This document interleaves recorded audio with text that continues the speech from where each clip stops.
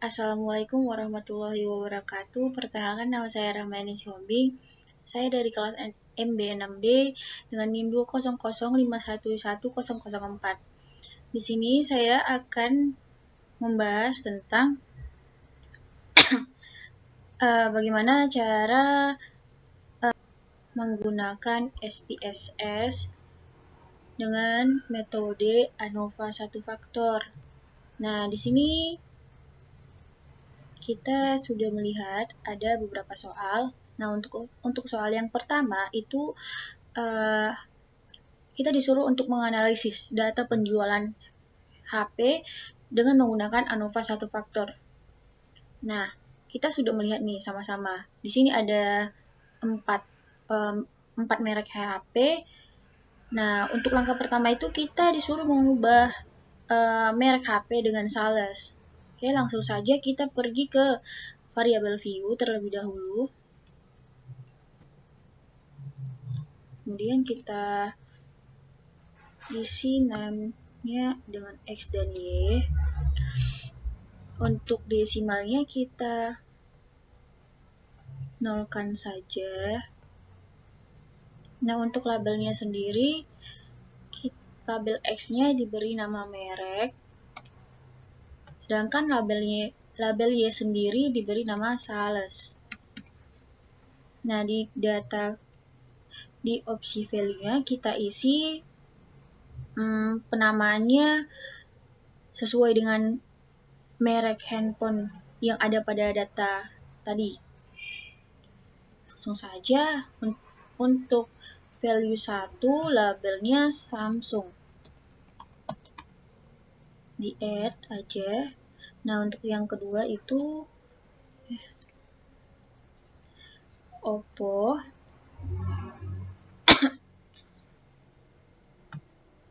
Untuk yang ketiga itu Vivo. Dan yang terakhir Lenovo.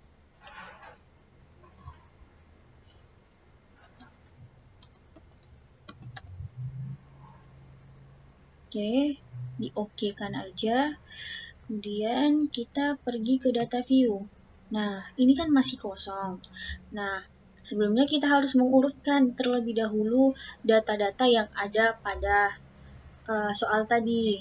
Nah, diurutkannya misalnya nih kan Samsung mempunyai 10 data. Nah, kita kan tadi udah memberi nama Samsung 1 gitu, Oppo 2, Vivo 3, dan sampai Lenovo 4 gitu. Nah, saya sudah menyiapkan datanya tadi terlebih dahulu di Excel biar tinggal di copy saja. Bentar.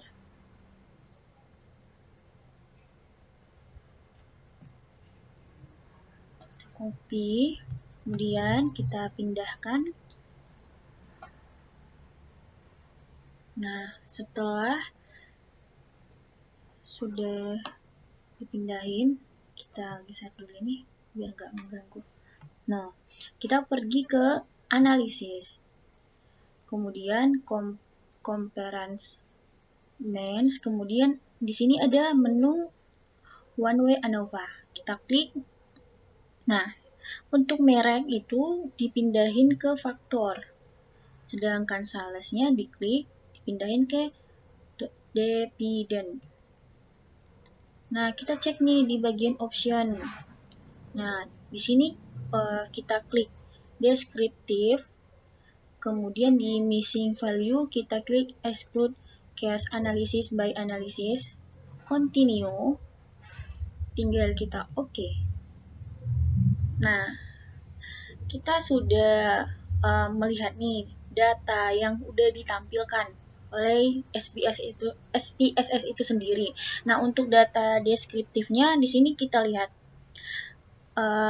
ada rata-rata penjualan dari masing-masing handphone. Yang pertama itu Samsung, rata-rata penjualnya 45,30, Oppo rata-rata penjualnya 41,10, sedangkan Vivo 39,39 dan Lenovo 35,7. Nah, dari rata-rata penjualan kita melihat bahwa di sini Samsung penjualannya yang paling tinggi, rata-rata penjualannya yang paling tinggi. Oke, lanjut ke tabel yang kedua, ini tabel ANOVA. Nah, tabel ANOVA ini menunjukkan signifikan dari penjualan terhadap merek. Nah, yang seperti kita tahu bahwa setiap standar error itu mempunyai nilai 0,05. Jadi, ketika nilai signifikan lebih besar dari standar error, lebih besar dari 0,05, maka H0 itu diterima. Sedangkan sebaliknya, jika nilai signifikan lebih kecil dari 0,05, maka H0 ditolak. Jadi, nilai signifikan untuk membuktikan ada nggak sih pengaruh antara penjualan dengan merek HP gitu. Di sini kita udah melihat 0,009 itu lebih kecil dari 0,05. Jadi dapat disimpulkan adanya pengaruh hubungan antara merek HP dengan penjualan. Oke, untuk soal yang kedua, di sini kita disuruh melakukan uji kolerasi antara Y dengan X1, kemudian uji regresi berganda untuk melihat pengaruh X1, X2 terhadap Y. Kita kerjakan terlebih dahulu kolerasi antara Y dan X1. Di variabel view, kita buat X1, kemudian kita buat Y. Nah, seperti biasa, di desimalnya kita nolkan aja. Di labelnya kita buat motivasi untuk X1.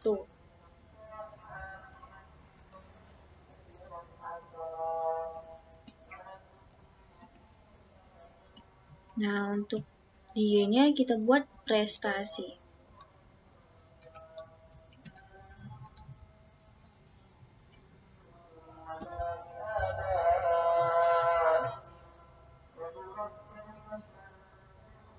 Oke, kita ke data view. Nah, untuk mengisinya, kita pindahin aja nih data-data yang ada pada soal motivasi X1 dengan prestasinya. Nah, di sini saya udah menyiapkan datanya tadi terlebih dahulu. Nih, di copy saja. Kemudian paste. Nggak bisa. Nah, untuk Y-nya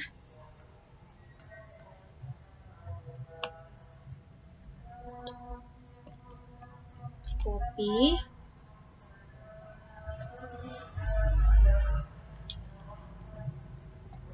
Nah, kemudian kita pergi ke analisis. Colerate. Nah, di sini ada bivariate, diklik aja. Nah, motivasi dan prestasi ini kita pindahin ke variabel.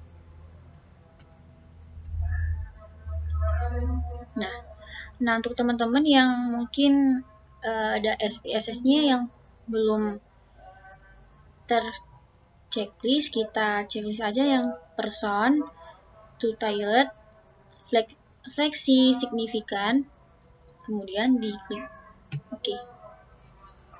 Nah,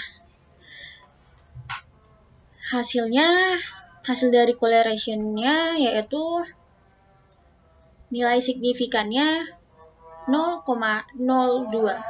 Nah, seperti yang kita ketahui di awal, jika nilai signifikan lebih kecil daripada 0,05, maka H0-nya ditolak. Dalam arti di mana ada pengaruh prestasi pada motivasi. Untuk soal yang kedua itu di bagian regresi berganda kita diminta untuk mengukur pengaruh X1, X2 terhadap Y. Nah, langsung saja kita ke variabel view, sama seperti tadi kita isi X1, nah kemudian X2, kemudian Y,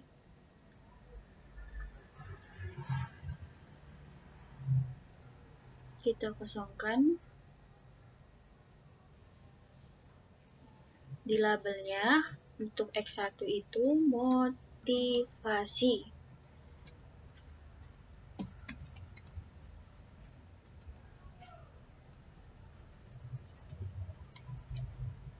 Untuk yang kedua, minat.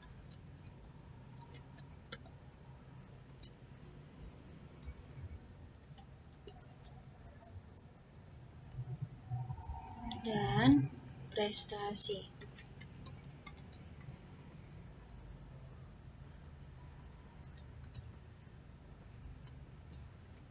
Oke. Nah, data-data untuk mengisi data ini kita tinggal pindahkan aja nih data yang ada pada soal. Nah, untuk itu saya tadi sudah membuatnya di Excel, tinggal Excel di copy, kemudian di paste.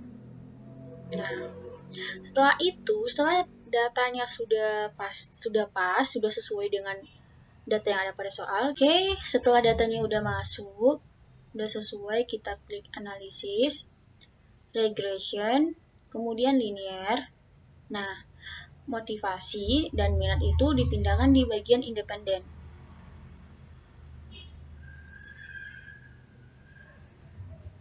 Sedangkan prestasi dipindahin di bagian dependen. Nah, untuk selain itu kita klik juga statistiknya. Nah, di sini kita checklist bagian deskriptif. Ini collinearity, Darwin-Watson, continue. Kemudian di bagian plots-nya kita klik Zeprek, pindahin ke Y, sedangkan seriasid dipindahin ke X. Nah, histogramnya di checklist aja nih semua. Oke, continue. Oke. Kita tunggu datanya lagi diolah. Nah, ini dia. Nah, di sini signifikan motivasi X1 itu signifikannya 0,34. Sedangkan di minat atau X2 signifikasinya di 0,07. Sehingga diketahui nilai signifikan pengaruh X1 terhadap Y sebesar 0,347 lebih kecil, lebih besar daripada 0,05, sehingga disimpulkan bahwa H1 ditolak, yang berarti tidak terdapat pengaruh X1 terhadap Y. Kemudian untuk signifikan terhadap X2 ini kan 0,07. Nah, dapat disimpulkan bahwa pengaruh X2 terhadap Y lebih kecil sehingga dapat disimpulkan bahwa H2 diterima, yang berarti terdapat pengaruh X2 terhadap Y.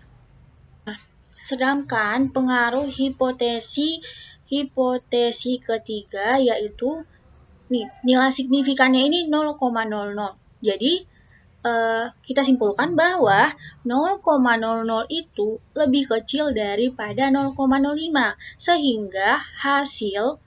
sehingga dapat disimpulkan hasilnya bahwa H3 diterima, yang berarti terdapat pengaruh X1, X2 secara simultan terhadap Y. Oke, sekian dari penjelasan saya mengenai bagaimana sih cara penggunaan SPXS, mulai dari ANOVA, kemudian regresi berganda, kemudian kolerasi. Mungkin sekian yang dapat saya sampaikan. Apabila ada penyampaian yang kurang tepat atau salah kata, saya mohon maaf. Oke, assalamualaikum warahmatullahi wabarakatuh.